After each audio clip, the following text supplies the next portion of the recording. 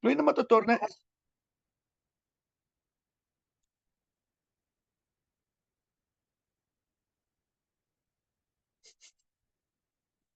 Clorinda Mato Turner es una escritora cusqueña, cuyo nombre no era Clorinda Mato Turner, su nombre era Grimanesa Martina Matus Andivaras. Ya, lo voy a poner acá, lo voy a poner en el chat.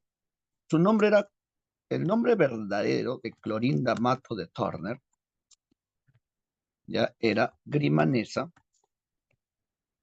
ya Grimanesa Martina Mato, con una T, Usandivaras. Usandivaras. Ella es una escritora y periodista cusqueña. Periodista cusqueña. ¿Ya? La pregunta es, ¿por qué Grimanesa se llamó Clorinda? Lo que pasa es que Clorinda, desde siempre, ¿ya? Desde que empezó en la literatura, va a utilizar muchos seudónimos, como Adelfa, Martina, ¿ya? Y su esposo, porque ella se casó joven, ya se casó a los 17, 18 años, no terminó el colegio porque se tuvo que hacer cargo de sus hermanos cuando muere su madre. Ella se hizo cargo de sus hermanos y se casó joven, a los 17, 18 años, con un inglés. Su esposo era Joseph Turner, un comerciante y médico inglés, que cuando se casa con ella, él incentiva su labor escritural, o sea, no le pone trabas a su creación literaria, y es él el que le dice que se ponga Clorinda, ¿no? Y Clorinda Mato de Turner va a dedicarse a escribir. Lamentablemente muere su esposo y también muere su hijo. Así que Clorinda, ya sin esposo y sin hijo, se dedica por completo a la literatura. Y lo peor de todo es que la terminan estafando. Ella tenía un negocio de exportación de piel de, ¿no? de auquénido. La terminan estafando y ella del Cusco se va a Arequipa, donde en Arequipa no crea revistas como La Bolsa y muchas más. Y va a tener una relación epistolar con Ricardo Palma. Ojo, cuando digo relación epistolar quiero decir cartas, pero de manera amical. Eran patas. ¿Ah? Clorinda Mato Tornes sentía una admiración muy profunda por Ricardo Palma. ¿No? Y es por eso que Ricardo Palma influye en ella. No, si ustedes recuerdan, la obra de Ricardo Palma se llama Tradiciones Peruanas. La obra de Clorinda Mata Torres, sus primeros textos se van a llamar Tradiciones Cusqueñas.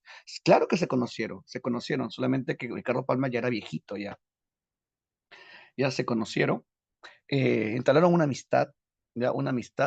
Lamentablemente, Clorinda Mato Torres se termina alejando de la influencia de Ricardo Palma. ¿Por qué? Porque Clorinda Mato Torres se deja llevar por la tendencia realista, el realismo. El realismo de Manuel González Plada influye en Clorinda Mato de Torne. Clorinda Mato de Torne se seduce por esa prosa recia, dura y crítica del momento. Es que también es la guerra contra Chile. El Perú termina mal durante la guerra contra Chile. No solamente eso, sino que Clorinda, en su casa en el Cusco, ella apoyó a Cáceres. Su casa de Clorinda Mato de Torner se convierte en un hospital para los soldados no, de Cáceres durante la guerra contra Chile. ¿Sí? Y ella va a ver el esfuerzo de Cáceres, por eso que se vuelve pata de Andrés Avelino Cáceres.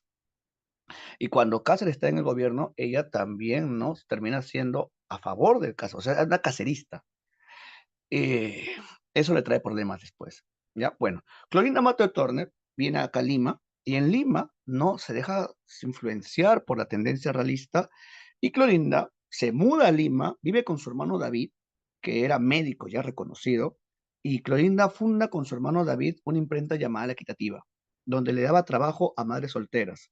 Clorinda va a tener un problema, porque antes de fundar la imprenta La Equitativa, Clorinda era directora de un suplemento llamado El Perú Ilustrado. Sí, El Perú Ilustrado. Ella dirigía el suplemento. Lamentablemente, había gente de Lima que no soportaba de que una mujer, y para colmo provinciana, sea directora de uno de los diarios más importantes que había en la capital. Imagínate, es la Lima del siglo XIX. Si ahora son conservadores, imagínate en esa época. Si ahora son racistas, imagínate en esa época. Sí, no soportaban.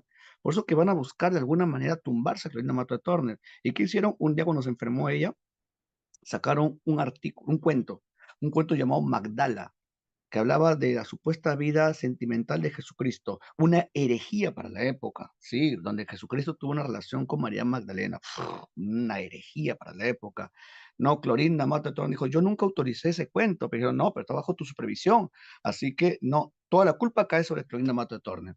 Y tanto fue la presión que termina ella renunciando al cargo de directora y ella dice, bueno, no hay problema, yo voy a formar mi propia imprenta, yo voy a formar mi propia revista.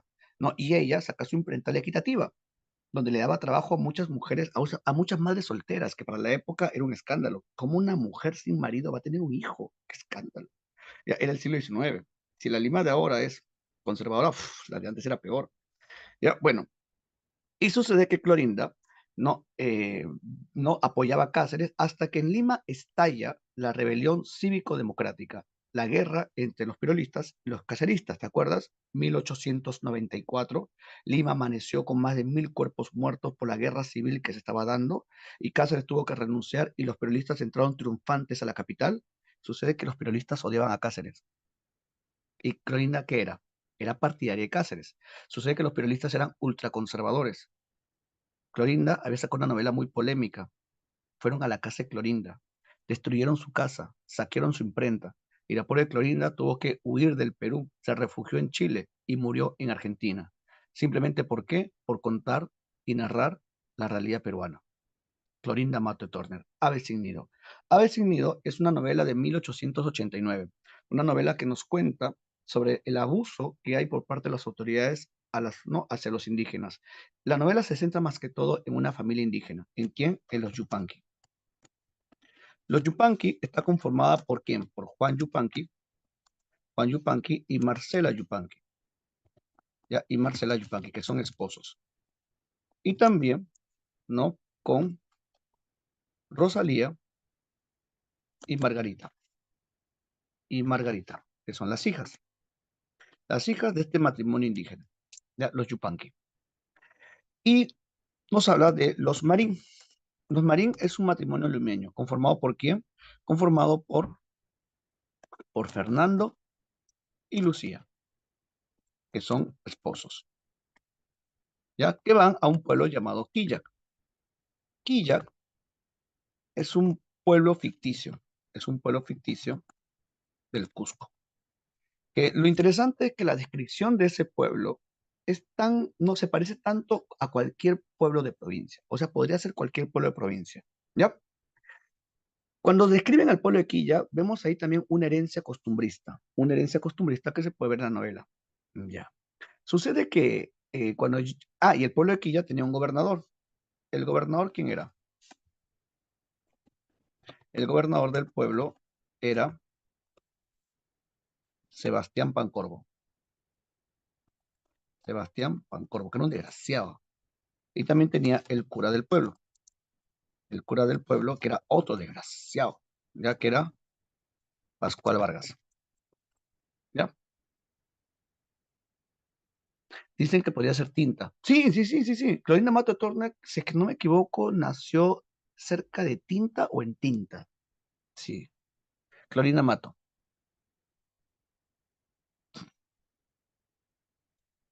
Ya, como te decía, sucede que los Marín llegan al pueblo y en este pueblo había muchos abusos. Y los abusos eran tan constantes que para las autoridades, ojo, las autoridades del pueblo también son llamados los notables. Autoridades del pueblo de Quilla también son llamados los notables. Así le dicen, ya los notables. Ya, son muy abusivos. Y como es tan normal en ellos, a pesar de que es ilegal y es injusto, para ellos es costumbre, costumbre, es costumbre. Si es costumbre, es ley, ¿no? Sí. Cuando los Marín llegan, no, Marcela Yupanqui, la indígena, ve a la señora Lucía Marín y es tan bonita que, no, que cree que es la Virgen y le cuenta todos sus problemas, le cuenta todo su sufrimiento. No, y es ahí que Lucía Marín dice, no es posible, ¿cómo puede estar pasando esto? Yo que creí que en provincia iba a haber una ayuda entre hermano y hermana, no, yo voy a hacer algo.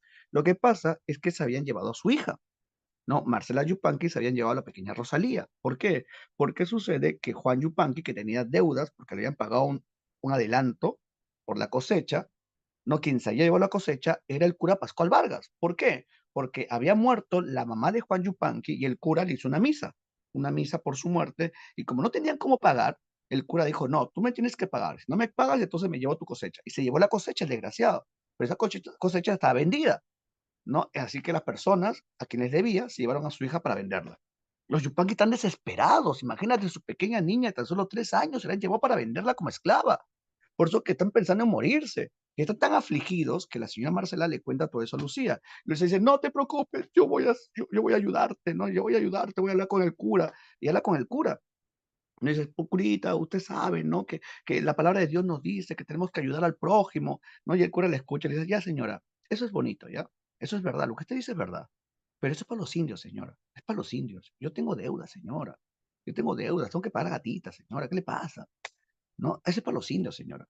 Sí, y es un descarado y un cínico. Por eso que no, la señora Marín, Lucía Marín, ella consigue dinero, le pide a su esposo y le paga la deuda de los Yupanqui.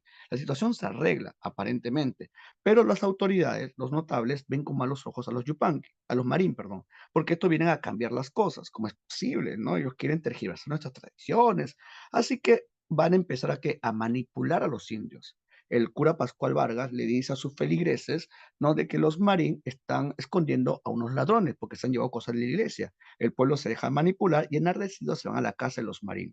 Se levanta un alboroto donde hay unos disparos y en esos disparos los yupanqui que sienten en deuda definen a los marín. Pero, oh, maldita sea, no hieren de muerte a Juan Yupanqui y a Marcela Yupanqui.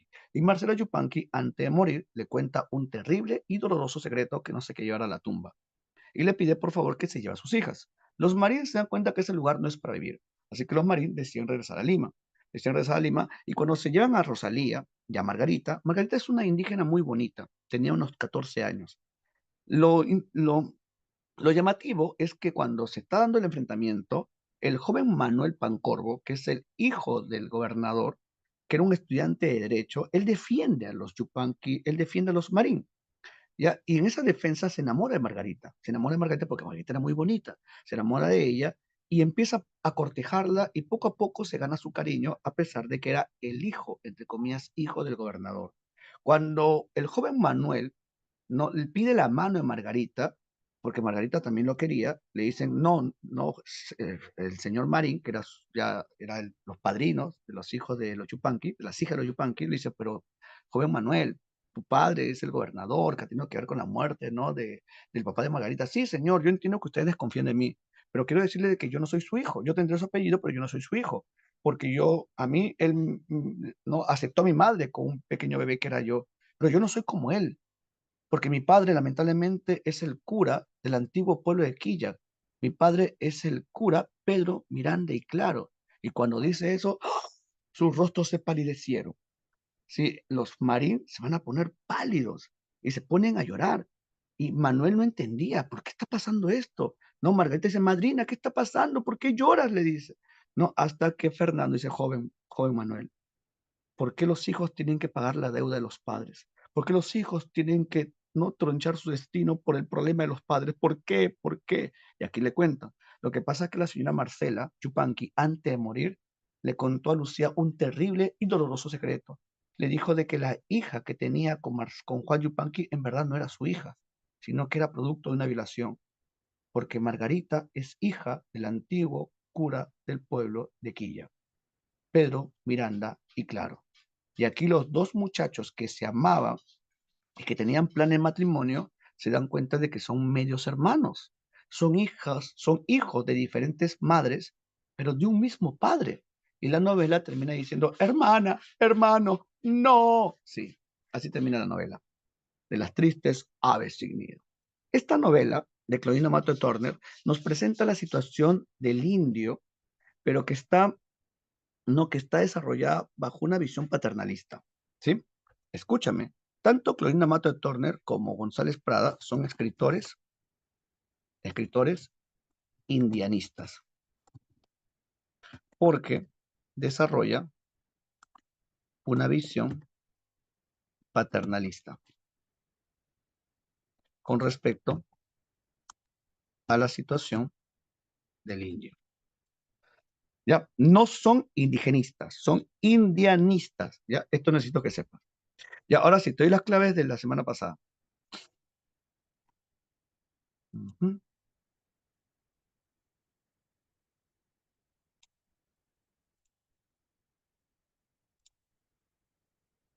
Ya, apunta. La uno es la A, salón de las preguntas propuestas, ¿ya? Empezamos con las preguntas propuestas. La uno es la A. La 2 es la C de casa.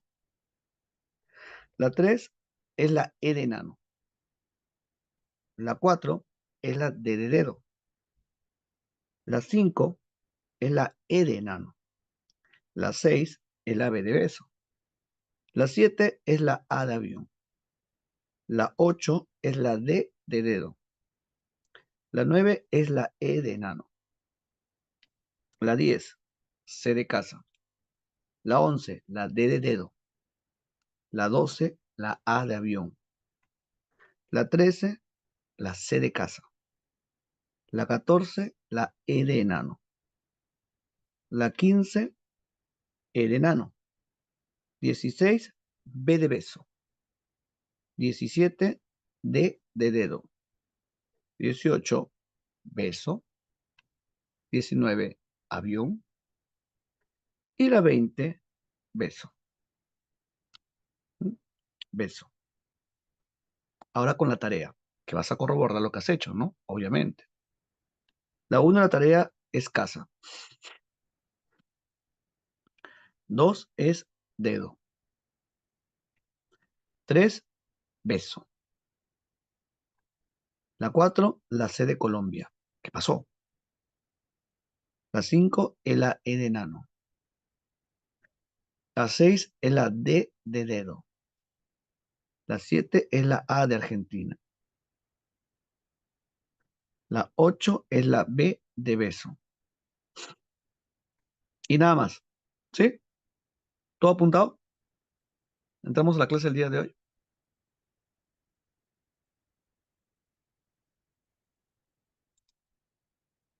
¿Sí?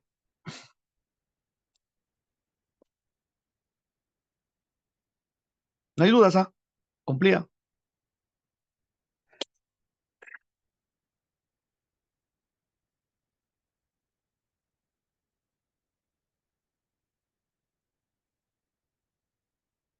Sí. Terapia. Solemn. Iconoclast. Ya, empezamos el tema del día de hoy. Ratito.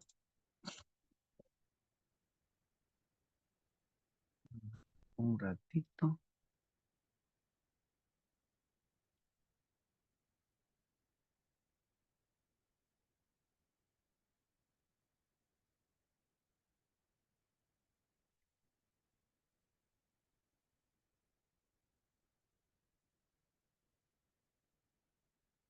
¿Sí, pantalla?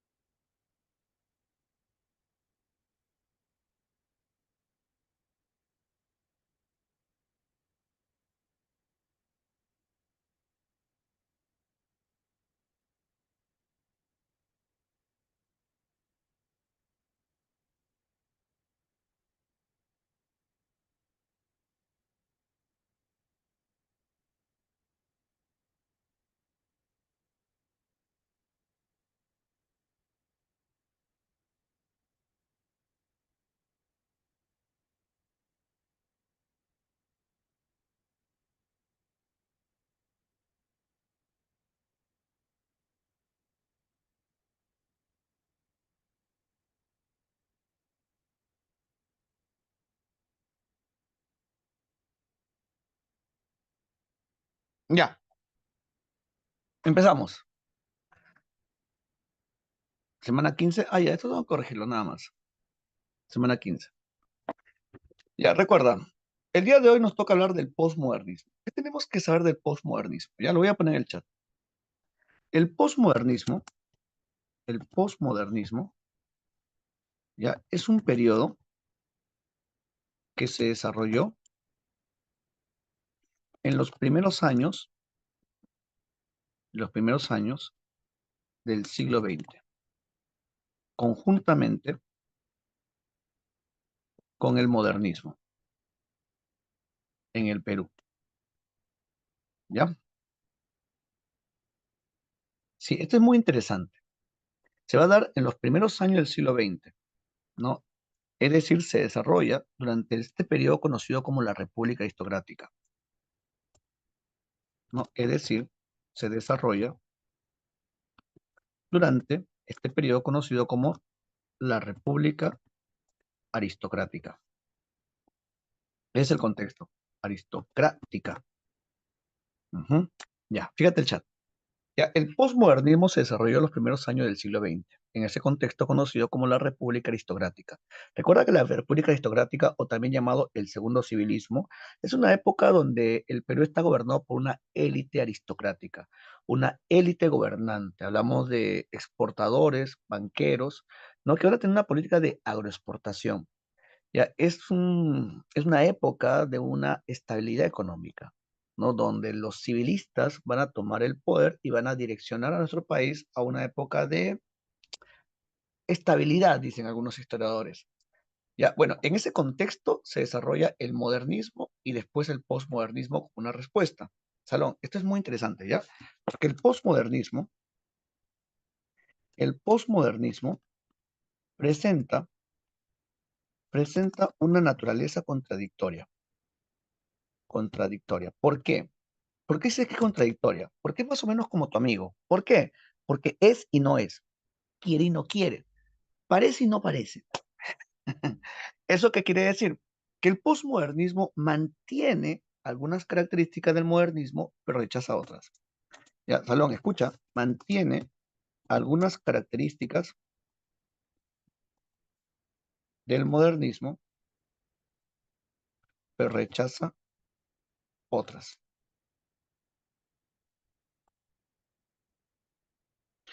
Ya, voy a poner el chat en el chat, ya que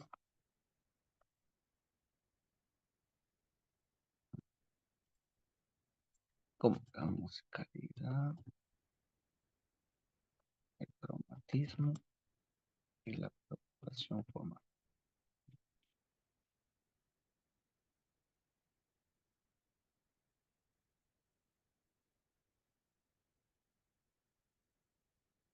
Ya, mira el chat. El posmodernismo presenta una naturaleza contradictoria, ya contradictoria. ¿Por qué? Ya que mantiene algunas características del modernismo, pero rechaza otras.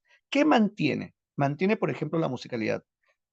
A los modernistas les gusta mucho, a los posmodernistas, perdón, a los posmodernistas les gusta mucho la musicalidad, o sea, el trabajo de la rima y el ritmo. Le gusta mucho no la presencia de colores, el cromatismo.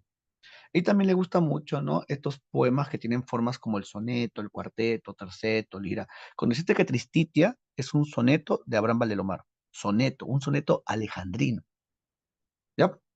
Así que ahí encontramos una preocupación en cuanto a la forma. Pero lo que le molesta a los posmodernistas es que estos modernistas sean demasiado academicistas y que vean demasiado hacia afuera. O sea, que eran muy exóticos, ¿ya? Si hablaban del extranjero, de Londres, ¿no? De París, ¿no? Y aparte que toda la literatura que desarrollaban, era una literatura que ya se había visto. O sea, era un afán muy repeticionista. Los, los modernistas, ellos van a agotar los temas, porque era demasiado repetido. Seguían las mismas plantillas que le habían dado resultado a Rubén Darío. Así que carecía de originalidad. No, esa carencia de originalidad, ese repeticionismo, no nos lleva a una crisis literaria. Por eso es que aparece el posmodernismo. El posmodernismo presenta un espíritu de rebeldía, un espíritu de rebeldía, ya que se opone, ¿no? Se opone al academicismo de las castas literarias dominantes.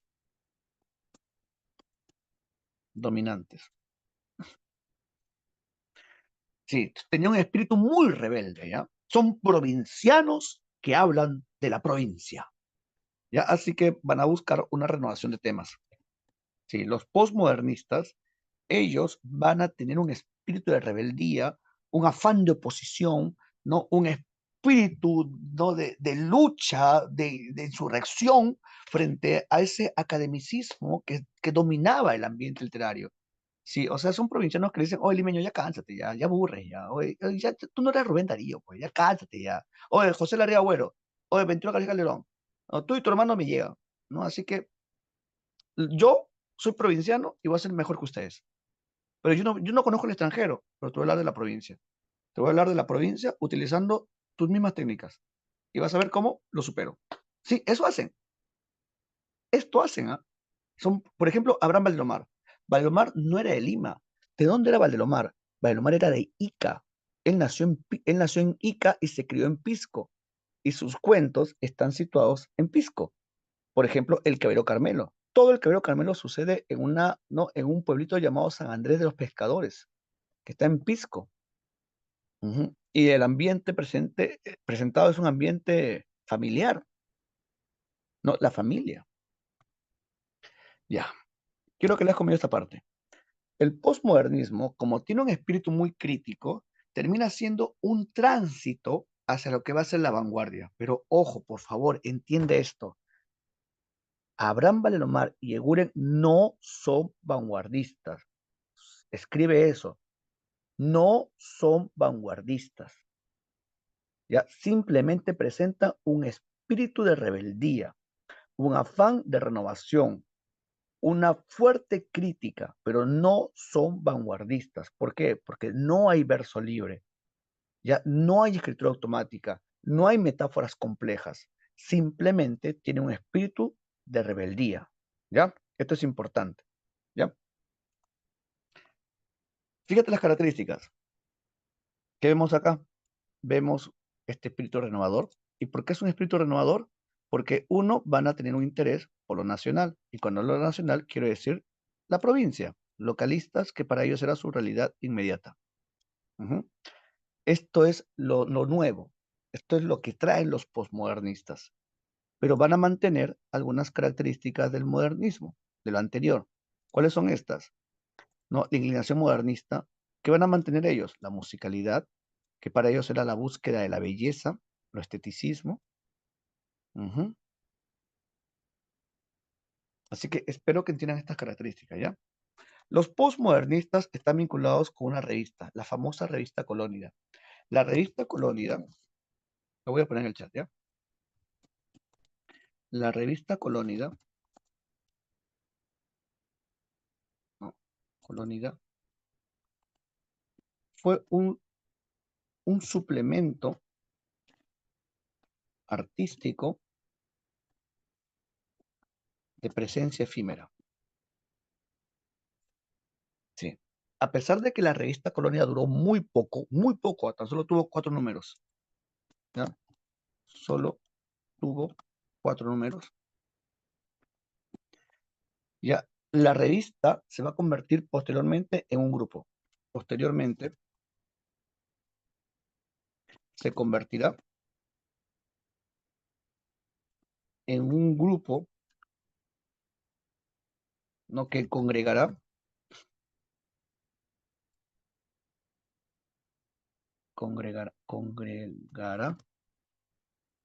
a intelectuales, a jóvenes intelectuales provincianos, rebeldes e iconoclastas que buscarán renovar la literatura nacional.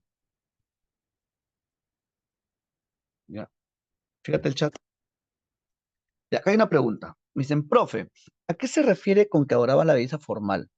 ¿No? Pero a la vez se cansaban de modelos de modernismo. Ah, ya, es lo que decía, pues, ¿se acuerdan lo que les dije? ¿No? Esta parte de acá. Mm, acá está.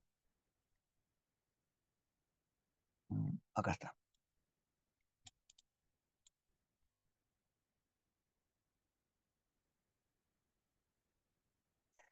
Ya, quiero que les comido esta parte de acá. Mira esta parte de acá. El movimiento colonia significó un espíritu crítico. ¿Ya? Esto es importante, es crítico. De rebeldía literaria, que duró una dura batalla contra la moda y las castas literarias. O sea, los colonia le llegaba ese elitismo, o sea, esa pitucada limeña que gobernaba, ¿no?, el ambiente cultural. Sí, los colonias son provincianos que les llega todo eso. Pero a pesar de que ellos renegaban del modernismo, mantenían elementos modernistas. Todo esto que está acá son características del modernismo. Por eso que les dije que era contradictorio, porque quieren y no quieren, reniegan y no reniegan.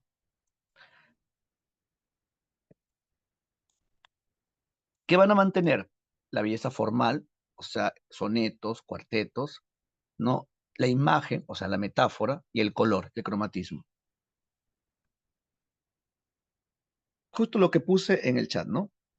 Lo que puse en el chat. Presentan una naturaleza contradictoria, ya que mantienen algunas características del modernismo con la musicalidad, cromatismo y percusión formal, pero rechazan otras como la mirada exotista. ¿Mm? Y la revista Colónida congregó a todos estos intelectuales. Acá está, mira, Colónida. Colónida duró poco, pero a pesar de que duró poco, ¿no? Va a ayudar a que se encuentren muchos jóvenes que van a tener ese espíritu de rebeldía, ¿no? Y se va a formar el famoso grupo Colónida. Esta imagen que tú ves de acá es una imagen de 1917. Aquí vemos a Valdelomar.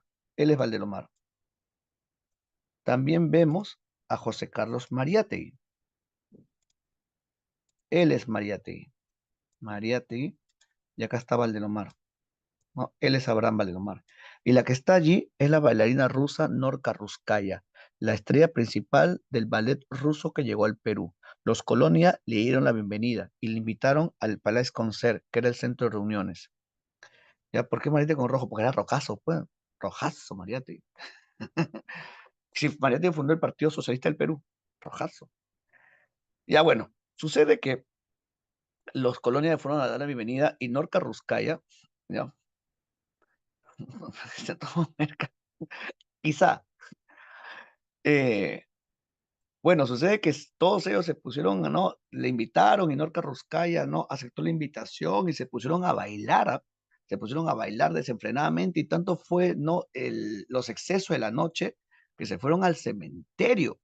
Se fueron al cementerio y en la tumba de Andrés Avelino Cáceres se pusieron a bailar desnudos, Norca Ruskaya, Mariatti, Valderomar y muchos colonias, y uno de ellos estaba tocando todavía la marcha fúnebre de Chopin. Sí, y ahí estaban bailando hasta que la policía los encontró. Escándalo, escándalo, porque los colonias eran así. Pero, ¿dónde se reunían los colonias? Acá, este lugar, mire la imagen. Este edificio se llama el Palais Concert. Fue fundado en 1913, o sea, nuevecito. En el primer piso funcionaba una confitería. ¿Qué es una confitería? Es como un restaurante. Ya funcionaba un restaurante donde se vendía comida, se vendían, ¿no?, bebidas, habían grupos musicales y Valeromar trabajaba al frente. Por eso que Valeromar cruzaba la pista y ahí estaba el Palais Concert, ¿no? Y sus amigos se reunían con Abraham Valeromar en ese lugar. El Palais Concert va a ser el centro de reunión de los colonias. Después de la muerte de Valeromar, porque Valeromar muere prematuramente en 1919, el Palais Concert entró en crisis. ¿Sí? Ahora ya no es una confitería, ¿no? Ya ha pasado más de 100 años ya. El edificio aún se mantiene. Ahí está el edificio, mira. ¿Dónde está el edificio? Se encuentra en el cruce de Girón de la Unión, esto es Girón de la Unión, con la avenida Emancipación. Esta es la avenida Emancipación. Y aquí puedes ver todavía una estación del Metropolitano. Ya, este edificio es el Palais Concert. Si ustedes alguna vez han ido por Girón de la Unión, han visto que allí hay una tienda por departamentos, la famosa tienda Ripley. Ripley de Girón de la Unión era el antiguo Palais Concert. El antiguo Palais Concert. Y si alguna vez pasas por Girón de la Unión, métete a la tienda Ripley. Si el guachimán te dice algo, dile, suéltame, no, y te metes.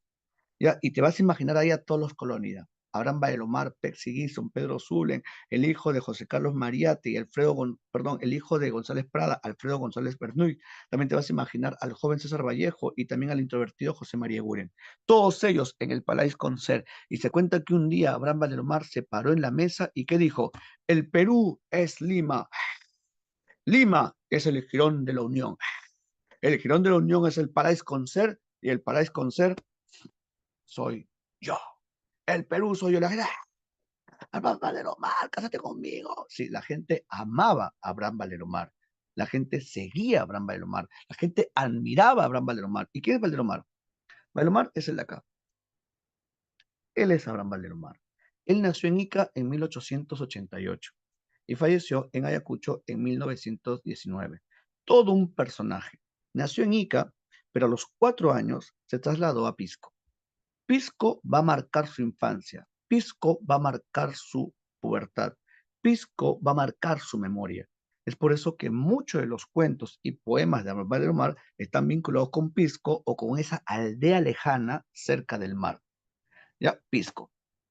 Bailomar después se va a Chincha y a los 12, 13, 14 años viene a Lima. En Lima estudia en el Colegio Guadalupe, ¿no? Y en el Colegio Guadalupe funda una revista que se llamaba La Idea Guadalupana, ¿no? Y eso le gusta mucho a Valeromar. Valomar le gusta mucho vivir entre libros, le gusta mucho vivir entre las letras, le gusta mucho, no, el arte. Abraham Valomar quería vivir en ese mundo. Es por eso que Valomar se va a convertir en uno de los autores que desde muy joven está vinculado con la labor periodística. Valomar termina el colegio y a los 17 años, para que te duela, a los 17 años ingresa a San Marcos. Ingresa a San Marcos. No, pero ese mundo ya no era para él. No. Valomar ya trabajaba. Trabajaba como caricaturista en diferentes revistas como Mono Simonada, Fray Cabezón, Actualidades, Cinema, Gil Blas. Y Valomar deja la vida universitaria. Valomar, años posteriores, intentó retomar la universidad, pero ese mundo no era para él. Valomar se va a criar con crepúsculos. Su filosofía fue la que le enseñara el cementerio de su pueblo. Valomar es un autodidacta, va a ser un lector muy voraz y va a ser un caricaturista y también un difusor cultural. Valomar participa en la guerra contra Ecuador y Valomar escribe una crónica llamada Con la Argelina al viento, que a la gente le encantó y Valomar empieza a crecer su fama y su nombre.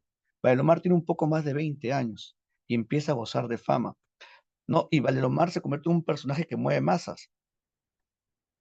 No, Valomar era soldado. En el conflicto que hubo contra Ecuador, Valomar va como soldado, ¿sí? Y ahí hace un artículo con la Argelina al viento.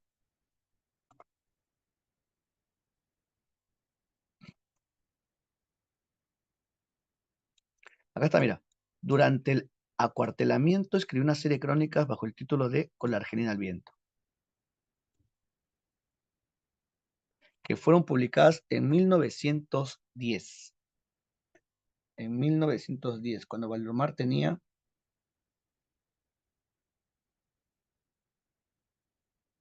22 años. 22 años. 22 años y ya está empezando, no,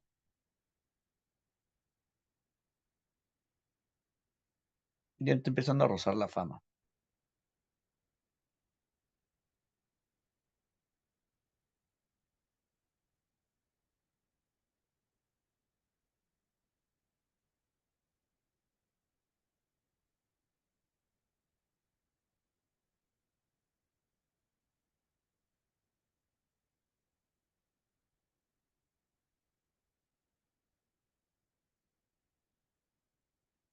Profe, ¿Argelina es un nombre? No, la Argelina es, si es que no me equivoco, la Argelina es como una trompeta que utilizan en combate. Sí, o creo que también es el nombre de no, de un ropaje militar. No estoy pero tiene que ver con lo militar. Ya, esta serie de crónicas a Valomar le da fama y poco a poco empieza a agarrar, ¿no? A tener reconocimiento. Por eso que Billinghurst, el candidato a la presidencia, le pide a Valomar que lo acompañe en ¿no? En su proyecto político. Y Valomar, que cree en la propuesta de Billinghurst, funda la Asociación de Jóvenes Billinguristas. Y junto con la ayuda de Valdemar, Billinghurst gana la presidencia. Se vuelve presidente del Perú y Billinghurst, en agradecimiento, le da a Valdemar lo que siempre quiso. ¿Qué cosa? Su ansiado viaje a Europa. Valdemar viaja a Europa como agregado cultural, como diplomático. Y Valdemar vive en la Europa de comienzo del siglo XX. Valdelomar goza de esa, ¿no? De ese periodo de aparente bonanza en Europa, porque recuerda que los primeros años del siglo XX son conocidos como los años locos, como la Belle Époque, ¿no? Valdelomar está en Europa antes de la Primera Guerra Mundial. Ya Valdelomar vive allí y Valdelomar, cuando está allí, goza de cultura, conoce a los autores que tanto había admirado como Gabriel D'Annunzio, ¿no? Y después le hacen golpe de Estado a Billinghurst. Salón, ¿quién le hace golpe de Estado a Billinghurst?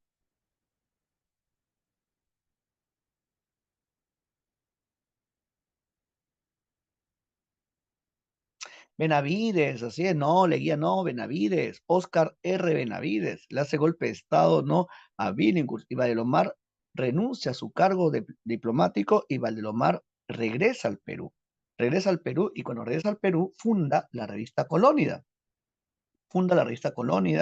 no, también publica en 1918, publica su libro de cuentos El Quebró Carmelo, y Valdelomar vive una intensa vida, no, una intensa vida política porque también va como diputado y también una intensa vida cultural. Pero lamentablemente Valdelomar cuando regresó de Europa, regresó delgado. Así regresó. Porque Valdelomar lamentablemente era adicto a muchas drogas. Valdelomar, viviendo en esa época de bonanza, Valdelomar consumió muchas sustancias tóxicas. Valdelomar era adicto al hachís, era adicto al láudano, era adicto a la morfina y también era adicto al opio. Valdelomar era opiómano. Lamentablemente Valdomar no era adicto al opio y eso lo provocó no que bajara de peso notablemente. Mira cómo era y mira cómo termina. Mira cómo era, mira cómo termina. Mira cómo era. Ah, ah, ya. Puedes salir de San Marco, pero San Marco no saldrá de ti. Bueno, sí, Valdomar era muy adicto al opio. Por eso que con 30 años parecía un hombre de 70 años. Era muy delgado, caminaba lentamente, pero su cabeza estaba a mil. Bailomar escribía crónicas, participaba en tertulias, no llevaba conferencias, era diputado, hasta que lamentablemente llegó el fatídico noviembre de 1919. Valdelomar está bajando las escaleras, se resbala y cae de una altura de 3 metros sobre un montículo de piedras. Valdelomar se rompe las costillas y se rompe la espalda. Y días después de una dolorosa agonía, Valdelomar muere en Ayacucho. Valdelomar muere en Ayacucho y sus restos son llevados en procesión desde Ayacucho hasta Huancayo y después es trasladado a Lima. Y Valdelomar fue enterrado en el cementerio Presbítero Maestro a la corta edad de 31 años. A los 31 años muere el gran Abraham Valdelomar, que se hizo llamar el Conde de Lemos, a pesar de que en verdad él no era el Conde de Lemos, porque el Conde de Lemos es un título de un antiguo virrey del Perú, solamente que Valdelomar se apropió ese título y para fastidiar a la aristocracia, porque así era Valdelomar, un provocador, se hizo llamar el Conde de Lemos. O también se hacía llamar el dandy, el hombre elegante, Abraham Valdelomar. Y Valdelomar, a pesar de su corta vida, mira todo lo que hizo. Cuentos, novelas, teatros, ensayos y poemas. Es considerado el iniciador del cuento criollo. Estos cuentos que relatan los ambientes provincianos y el hogar familiar, con una prosa tierna y sencilla, pero sin llegar al coloquialismo. Ya, Valdelomar tiene poemas como Tristitia. Salón, al ojo, quiero que veas la forma del poema. No leas el poema, la forma. ¿Qué forma tiene? ¿Cómo se llama ese tipo de poema? Al ojo, ¿qué forma tiene?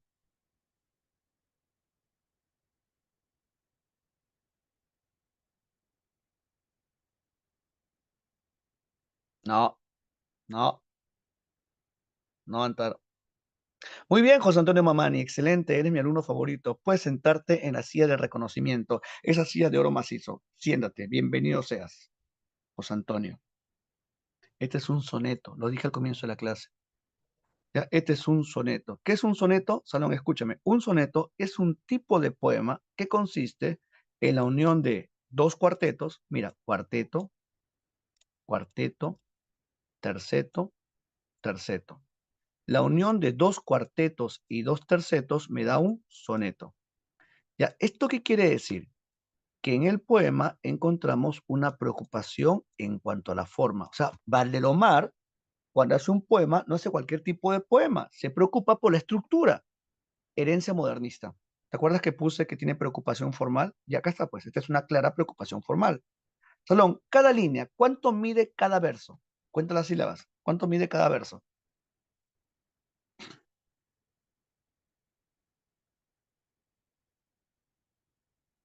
¿Quién me dice? Muy bien, Antar. Bájate, José Antonio. Siéntate, Antar, en la silla de reconocimiento. Ya, sí, verso alejandrino. Cada línea tiene 14 sílabas métricas. 14, 14, 14. Verso alejandrino.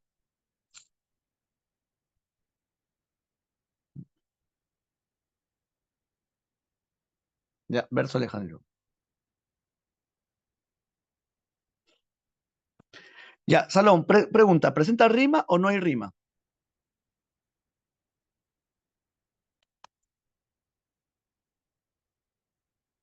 Sí, no, Julio. Bájate la silla, ¿ya? Así es, toma asiento, José Antonio. Ya, es rima consonante, consonante.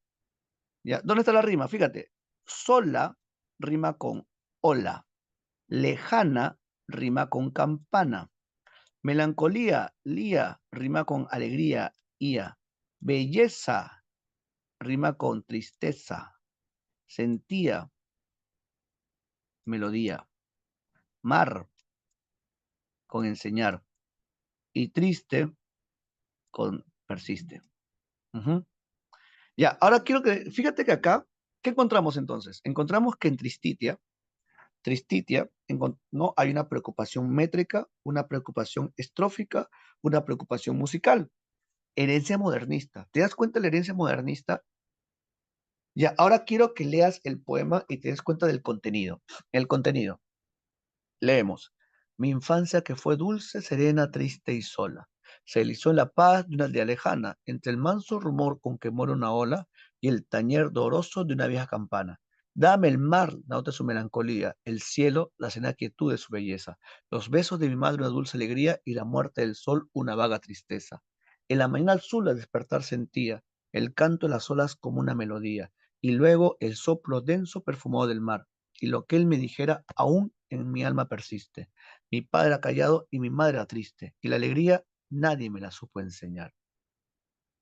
Salón, el poema, género y especie. Género y especie. ¿Qué género es? Lírico, así es, especie, elegía. No, es un soneto alejandrino. ¿Qué más? Musicalidad. Presenta una rima consonante. Ya. Salón, la temática es un recuerdo de infancia. Ambiente.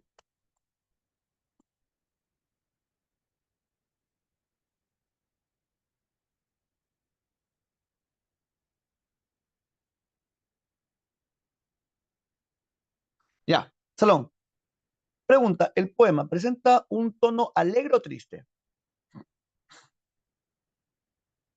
Claro, triste, recontra sad. No, fíjate la primera línea. La primera línea, mi infancia que fue. Si dice mi infancia que fue, ¿qué es eso? Es un recuerdo de infancia del yo poético. Recuerdo de infancia del yo poético. Del yo poético. O del hablante lírico, ¿no? Salón, una pregunta. ¿El poemita habla de Lima o habla de provincia? Provincia, ¿por qué? ¿Cómo te das cuenta que habla de provincia? ¿En qué parte dice? Claro, aldea lejana. Entonces, no, aldea lejana, Julio, aldea lejana. Fíjate la segunda línea, aldea lejana. Ya, aldea lejana. Ahora, pregunta, ¿provincia serrana o provincia costera? Costa, Costa, ¿por qué? sobre el mar. Claro, así dice mar, muy bien. Ahí está, fíjate el chat. Solón, apunta, tristitia, género lírico, especie elegía, soneto alejandrino, musicalidad, rima consonante, recuerdo de infancia del yo poético y el ambiente provinciano costero, aldea lejana. Ahí le puedes poner vinculado con el mar. Ujú. Cada vez que leas un poema tienes que ver las características y esto te va a ayudar. ¿Ya? Ahora hablemos del Caballero Carmelo. El Caballero Carmelo. El Caballero Carmelo, ¿cuándo se escribió este cuento? Se escribió cuando Valeromar estaba en Europa. ¿Te acuerdas que Valeromar estaba en Italia? Y a su vez que Valeromar se entera de que hay un concurso de cuento aquí en el Perú. Y Valeromar dice, participo. Oh, Valeromar, no seas aburrido, pues estás en Europa. No, igual participo. Ya está bien, simpático. Y Valeromar participa con un seudónimo, Paracas. Y, oh, gana. Sí, novedad. Gana el concurso. Y el concurso, ojo, se publica en 1913 en el diario La Nación. Se publica. Y Valomar cuando regresa, después de haber estado en Europa, en 1918 decide publicar su cuento con otros cuentos más. Se va a llamar El Caballero Carmelo y otros cuentos. ¿Qué cuentos encontramos ahí? Encontramos, por ejemplo, El vuelo de los cóndores, Los ojos de Judas, Hierba Santa, ya de Abraham Valomar. Ya, pero hablemos del cuento. ¿Cómo empieza el cuento? El cuento empieza de esta manera. Lee conmigo. Un día después de desayuno, cuando el sol empezaba a calentar, vimos aparecer desde la reja en el fondo de la plazoleta un jinete en bellísimo caballo de paso, pañuelo al cuello que agitaba el viento sanpedrano pedrón de sedosa cabellera negra y henchida alforja, que picaba espuelas en dirección a la casa. ¡Reconocímosle! Era el hermano mayor que años corridos volvía. Salimos atropelladamente gritando ¡Roberto! ¡Roberto! Entró el viajero al empedrado patio donde el ñorbo y la campanilla enredábase en las columnas de venas como venas en un brazo y descendió en la de todos nosotros. ¿Cómo se regocijaba mi madre? Tocábalo, acariciaba su tostada piel, encontraba lo viejo, delgado, triste, con su ropa empolvada aún. Roberto recorría rodeado de nosotros. Fue a su cuarto, pasó al comedor y vio los objetos que se habían comprado durante su ausencia y llegó al jardín. Y Liguerilla dijo, buscaba entristecido aquel árbol cuya semilla sembraba él mismo antes de partir. Todos reímos. Bajo Liguerilla estaba Zoe Gil. El árbol había crecido y se mecía armoniosamente con la brisa marina. Tocólo mi hermano, limpió cariñosamente las hojas que le rebosaban la cara y luego volvimos al comedor. Sobre la mesa estaba la alforja. Rebosante sacaba él uno a uno los objetos que traía y los iba entregando a cada uno de nosotros. Qué cosas tan ricas, por dónde había viajado, quesos frescos y blancos envueltos por la critura con paja de cebada, de la quebrada de Humay, chancacas hechas con cocos, nueces, maíces y almendras, frijoles colados en sus redondas calabacitas pintadas encima con un rectángulo de su propio dulce, que indicaba la tapa de chincha baja, bizcochuelos en sus cajas de papel de yema de huevo y harina de papas, leves, esponjosos, amarillos y dulces, santitos de piedra de Huamanga, tallados en la feria serrana, cajas de manjar blanco, tejas rellenas y una traba de gallos con los colores blanco y rojo. Todos recibimos de obsequio y él iba diciendo, ¿qué decía el hermano mayor? Decía, para mamá, para Rosa, para Jesús, para Héctor, para Lisette, para José Antonio, para Julio, no para Carlos, para Antar, sí, para todos iba. Y después preguntaron, ¿y para papá? Para papá, nada. ¿Cómo que nada? Y el amado sonrió, llamó al sirviente y ¿qué le dijo? Traigan al Carmelo. No, y a poco volvió este con una jaula y de ella sacó un gallo que ya libre estiró sus cansados miembros, agitó las alas y cantó estentoramente, ¡Cocorocó! Para papá, dijo mi hermano. Y así entró en nuestra casa el amigo íntimo de nuestra infancia ya pasada a quien acaeciera historia digna de un relato, cuya memoria perdura aún en nuestro hogar, como una sombra alada y triste. ¿Quién llegó? El caballero Carmelo. Salón, ayúdame. El caballero Carmelo, narrador, género y especie. Primero, género y especie. Género, épico. Típico. Especie, cuento. Muy bien. Ya. No, para San Marcos es épico, Julio. Ya, tipo de narrador. Primera persona. Excelente. ¿De qué tipo? ¿Protagonista o testigo? Salón, ¿el narrador es protagonista o testigo? testigo, no es protagonista porque no habla de él, está hablando del hermano Roberto. Recuerda que la focalización no está puesta en él, no es lo que a mí me pasa, sino que el hermano Roberto cuando llega. El cuento está ambientado en Pisco,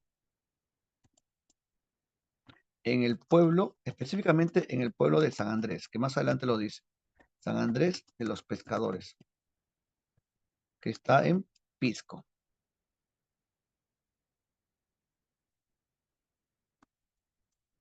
Se inicia con el regreso del hermano mayor al hogar familiar, ¿no? ¿Qué más? Es un recuerdo de infancia del narrador. Presenta un tono nostálgico,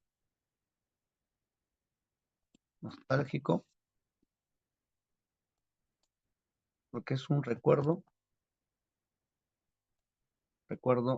familiar, se basa en la memoria y en la descripción. Ya, fíjate el chat. Ajá. Género épico, especie cuento. Ah, espérate, aquí le puedes poner el año. No, apareció en 1918. Ahí está. Y ahora sí. Género épico, especie cuento, narrado en primera persona de tipo testigo, recuerdo de infancia del narrador, presenta un tono nostálgico, un recuerdo familiar, se basa en la memoria y la descripción, ambientado en Pueblo San Andrés, los pescadores, Pisco, se inicia con el regreso del hermano Roberto al hogar familiar. ¿Sí? Ya. Recuerda que así llega el Carmelo. El Carmelo es un regalo del hermano mayor al padre, así que el papá es el dueño del gallo. Es un hermoso gallo de pelea. No, lamentablemente el padre, años después, cuando el Carmelo ya había envejecido y los niños habían crecido, ¿no? El papá acepta una pelea. ¿Por qué? Porque habían dicho de que su gallo no era un gallo de raza. ¿Cómo es posible? Si mi gallo tiene mucho más fama que el alcalde mismo. Y el papá decide hacer pelear a su gallo con un gallo mucho más joven, un gallo distinguido, que había ganado muchas lides. ¿Qué gallo era este? El ajiseco. La mamá decía, qué crueldad hacerlo pelear, cuando ya debería no descansar. Los niños se pusieron a llorar, pero el papá ya había tomado la decisión, porque es un hogar muy conservador, donde hay jerarquías familiares. El papá ya decidió. Los hijos simplemente aceptan. Y con mucha pena van a ver cómo un hombre llega y empieza a entrenar al gallo. El gallo va a pelear y a muerte con un gallo mucho más joven. ¿Y cuándo fue ese día? El 28 de julio. Llegó el fatídico 28 de julio. Todo el pueblo estaba embanderado. Todo el pueblo estaba celebrando la independencia. Se describen las costumbres y los personajes del pueblo. Ya hasta que llega la pelea. Ah, pero antes de eso, mira el gallo. Quiero que leas cómo describe el gallo. Dice, esbelto, magro, musculoso y austero. Su afilada cabeza roja es la de un hidalgo altivo, caballeroso, justiciero y prudente. Agallas bermejas, delgada cresta de encendido color, ojos vivos y redondos, mirada fiera y perdonadora. No, acerado pico agudo, la cola hacía un arco de plumas tornasoles, su cuerpo de color carmelo avanzaba en el pecho audaz y duro, sus piernas fuertes que estacas musulmanas y agudas defendían cubierta de escamas y parecía la de un armado caballero medieval. El Carmelo es comparado con un caballero medieval, pero también hay algo muy interesante. Fíjate acá, dice caballeroso, justiciero y prudente. Pregunta, ¿un gallo, un animal, puede ser justiciero? ¿Puede ser prudente? No. ¿Qué está haciendo acá el narrador? ¿Qué está haciendo? Está que le da cualidades humanas, ¿no? A un animal, lo que se va a conocer como personificación, prosopopeya o animismo. Pregunta de San Marcos el año pasado. El caballero Carmelo está dotado de cualidades humanas, lo que se conoce como animismo, personificación o prosopopeya. ¿Ya? El Carmelo.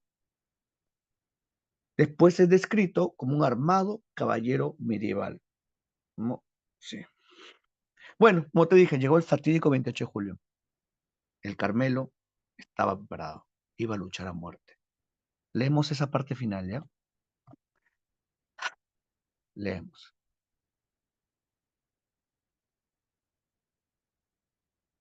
En medio de la expectación general salieron los dos hombres, cada uno con su gallo. Se hizo un profundo silencio y soltaron a los rivales. Nuestro Carmelo al lado del otro era un gallo viejo y achacoso.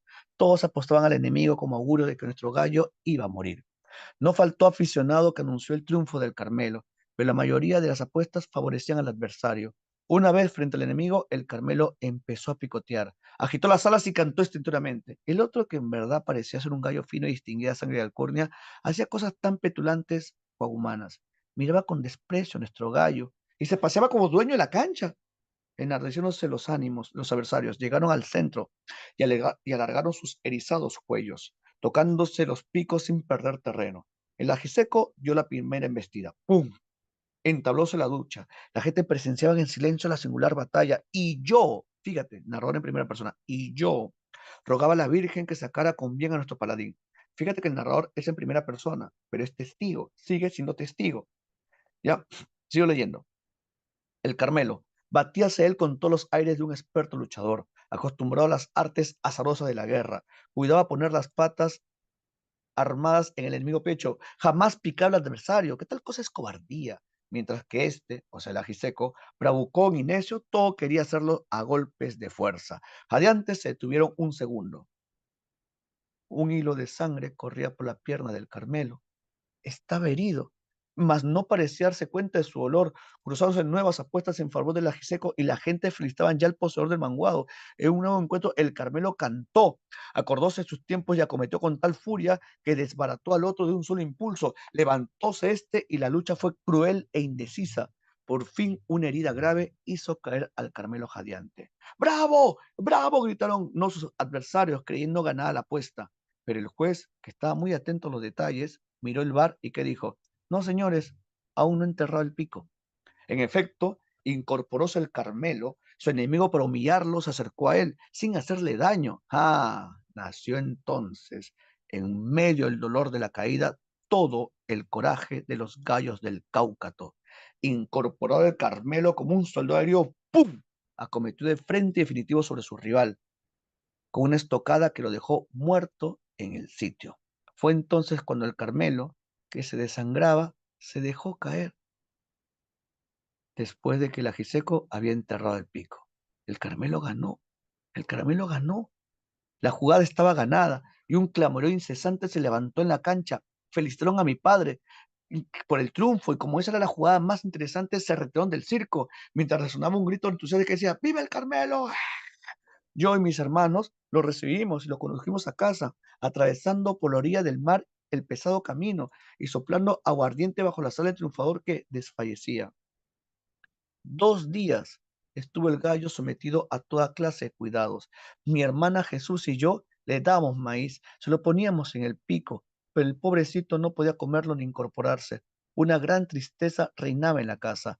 Aquel segundo día, después del colegio, cuando fuimos yo y mi hermana a verlo, lo encontramos tan decaído que nos hizo llorar. Le dábamos agua con nuestras manos, le acariciábamos, le poníamos en el pico rojo grande de granada y de pronto, el gallo se incorporó. Caía la tarde y por la ventana del cuarto, por la ventana del cuarto donde estaba, entró la luz sangrienta de crepúsculo. El Carmelo acercóse a la ventana, miró la luz y agitó débilmente las alas y estuvo largo rato en la contemplación del cielo.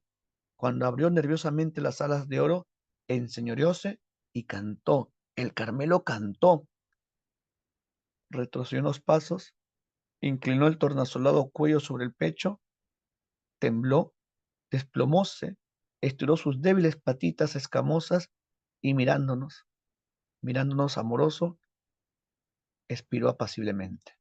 El Carmelo murió. El Carmelo murió. Echamos a llorar. Fuimos a casa de mi madre y ya no lo vimos más. Sombría fue la comida aquella tarde. Mi madre no dijo una sola palabra, y bajo la luz amarillenta del lamparín, todos nos miramos en silencio. Al día siguiente, en el alba, en la agonía de las sombras nocturnas, no se escuchó su canto alegre. Y así pasó por el mundo aquel héroe ignorado, aquel amigo tan querido en nuestra infancia, el caballero Carmelo, flor innata de paladines y último vástago de aquellos gallos de sangre y de raza, cuyo prestigio unánime fue el orgullo de muchos años, de todo el verde y fecundo Valle del Cauca. Salón, ¿por qué la historia es tan triste? ¿Por qué? ¿Por qué la muerte del Carmelo? Si es un animal, ¿por qué duele tanto? ¿Por qué quema? ¿Por qué arde? ¿Por qué? Claro, Julio, porque el Carmelo está integrado en el ambiente familiar. O sea, no es un animal cualquiera, es un miembro de la familia. Por eso es que nos arde el pecho cada vez que leemos este cuento. Sí, y acá está, mira. El caballero Carmelo maneja la animización, el animismo, ¿no? Por la cual los seres humanos tienen naturaleza, los animales tienen naturaleza humana. Sí, algo más, el Carmelo tiene virtudes humanas, ¿no? Hidalgo, héroe, amigo íntimo. Ujú. El gallo es un paradigma o emblema de un tipo de conducta deseable. Es un héroe. Por eso que el tema principal es la heroicidad del gallo. Está muy mal herido y a pesar de que está a punto de morir, ¡plum! Viene la fiereza del gallo, ¿no? Acordóse de sus grandes épocas.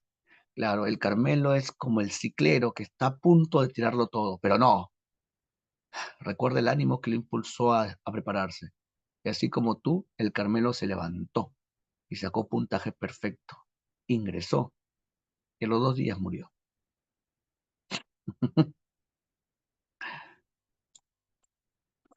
Algo también muy llamativo es, ¿no?, la familia. Si ustedes se han dado cuenta, la familia que se presenta en el cuento es una familia muy conservadora que mantiene las jerarquías tradicionales. El papá, que trabaja en la oficina, la mamá, que se levanta muy temprano y que le prepara su desayuno y que después, junto con sus hijos, ella se encarga de cuidar, ¿no?, el ámbito espiritual, porque se ponen a rezar. Sí, no lo he leído ya, pero está en el cuento. Es una familia muy conservadora que mantiene las jerarquías patriarcales. ¿Por qué? Porque es el papá el que decide el que el gallo pelee. ¿Acaso algún hijo dijo, no, papá, ¿qué te pasa? No, no, no, no, no. Y se me echó con su padre? No, todos respetaban lo que el papá dijo. Mm. Y para acabar, José María Eguren Rodríguez. José María Eguren Rodríguez, uno, es el único poeta simbolista que hemos tenido. El único poeta simbolista que pertenece a esta etapa conocida como el posmodernismo. Ya, específicamente es un simbolista. Ya, ¿por qué simbolista? Sucede que la obra de Eguren no tiene elementos propios del simbolismo. ¿Qué encontramos en la obra de Eguren? Ya, en la obra de Eguren encontramos, a ver, ponemos acá, características de la poesía de Eguren. Uno, encontramos una marcada musicalidad. ¿Ya? Una marcada musicalidad. ¿Qué más? El cromatismo. ¿Qué más? Un lenguaje sumamente metafórico. Un lenguaje metafórico. Por eso que se habla de la estética, la sugerencia,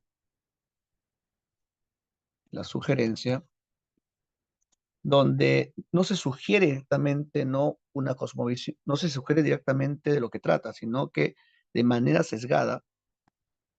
de manera sesgada, se presenta una cosmovisión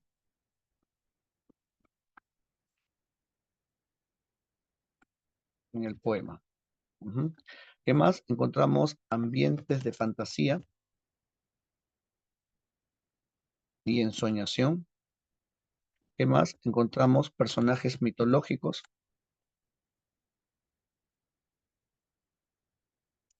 palaciegos, claro, los de duques, reyes, princesas. Ujú. Ya, fíjate, la poesía de Guren es muy musical, bastante musical. Por eso es que cuando Eguren, cuando sacó Eguren su libro Simbólicas, cuando Eguren sacó su libro llamado Simbólicas, en 1911, el libro fue llamado poesía para niños.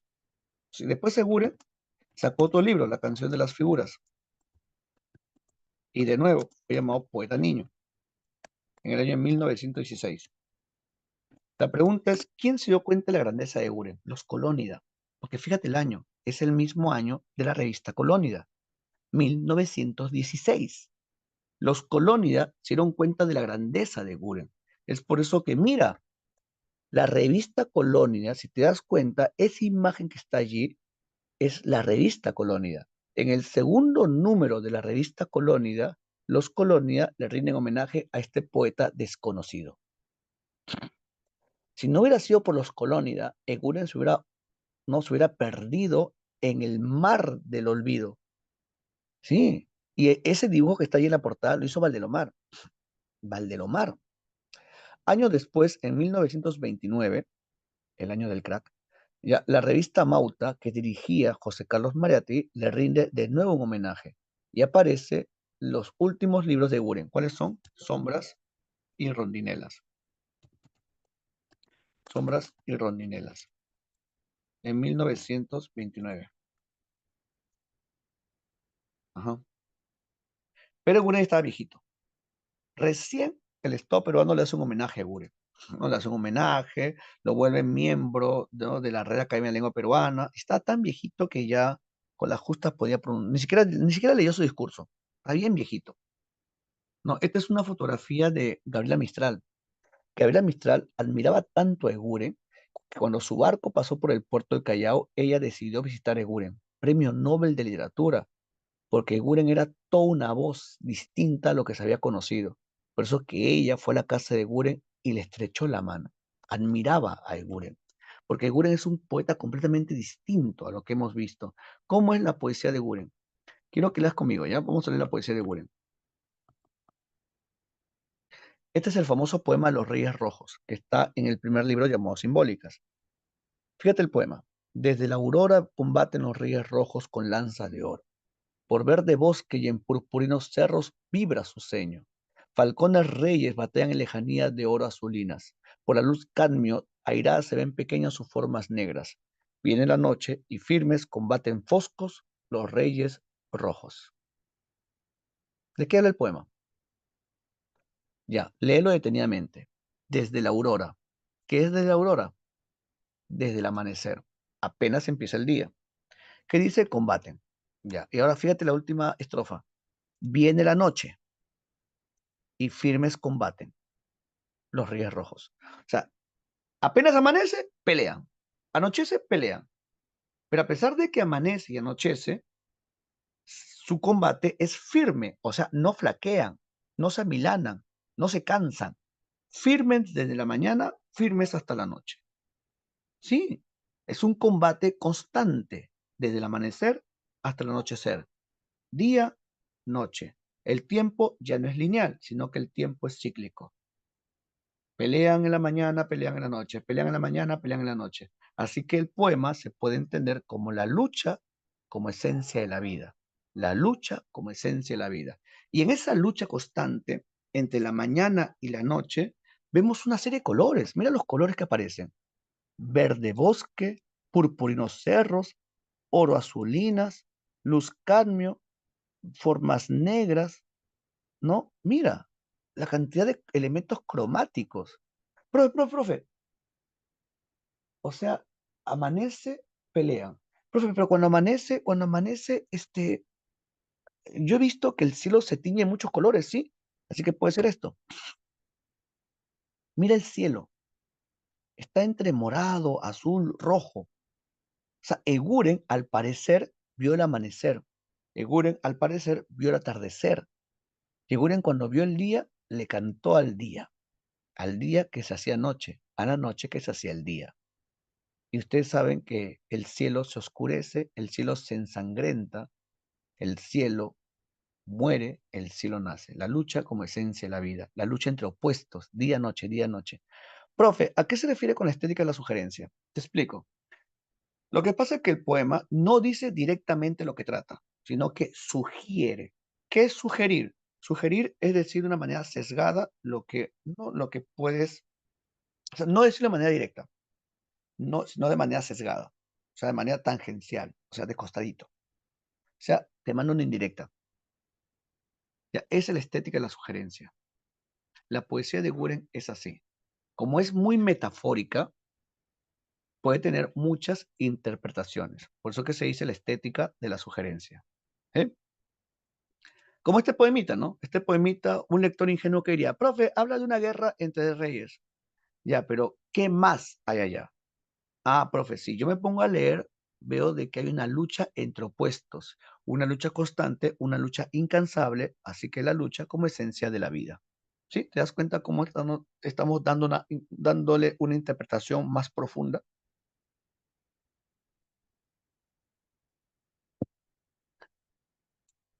O mejor, lee esto.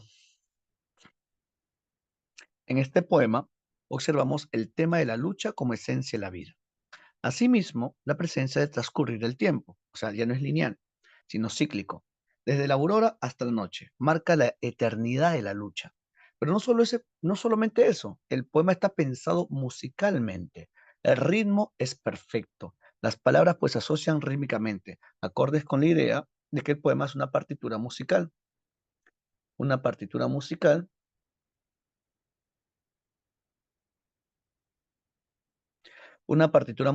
y el poema no quiere reflejar directamente la realidad exterior. Por el contrario, busca sugerir ya una atmósfera de misterio, una recóndita vivencia. Y esto se puede ver, por ejemplo, mira este poemita. Este poema es el más musical de Guren. Ojo, la poesía de Guren es para leerla en voz alta, porque Guren se preocupa porque las palabras no tengan cierta, no sea un deleite para el oído y sea un juego verbal. Lee conmigo, lee conmigo. Lee en voz alta en tu cuarto. No importa que es de noche, despiértalos a todos. Y lee, ¿qué vas a decir? Hoy se casa el duque Nuez, viene el chantre, viene el juez, y con pendones escarlatas, Florida cabalgata, a la una, a las dos, a las 10, que se casa el duque primor con la hija del clavo de olor, y allí están con pieles de bisonte los caballos de lobo de monte, y con ceño triunfante, Galo, Cetrino, Rodolfo Montante, y en la capilla está la bella, mas no ha venido el duque tras ella, los manates portadores auladores al suelo el penoche inclinan, los corvados, los bisietos, sus gestos, sus gestos, sus gestos, y la tuba melenuda, estornuda, estornuda, estornuda, en los pórticos y en los espacios, mira a la novia con ardor, sus ojos son dos topacios de brillor, y hacen fiero ademanes, nobles rojos como alacranes. Concentrados sus resuellos, grita el más herculeo de ellos. ¿Quién al gran duque entretiene? Ya el cortejo se irrita, pero el duque no viene, se lo ha comido Paquita. ¿Por qué el poema dice se lo ha comido Paquita? ¿Qué ha pasado? Lee la primera línea. Hoy se casa el duque Nuez. El duque Nuez. ¿Con quién se casa? Con la hija del clavo olor. La nuez, clavo olor. ¿Dónde encuentro eso? En un dulce. Ah, mira. O sea, Eguren, tú sabes que una comida, un postre, cualquier tipo de comida, los ingredientes entre sí se unen y hacen un matrimonio de sabores.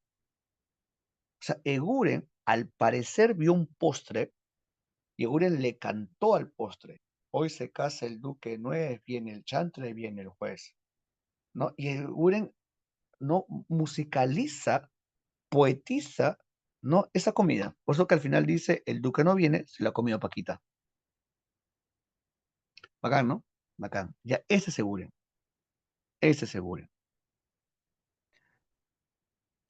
Tenemos que la poesía guriana, como es muy metafórica y como hace un ambiente de, si te das cuenta, ese ambiente no es un ambiente objetivo. O sea, los poemas de Guren no desarrollan una descripción objetiva.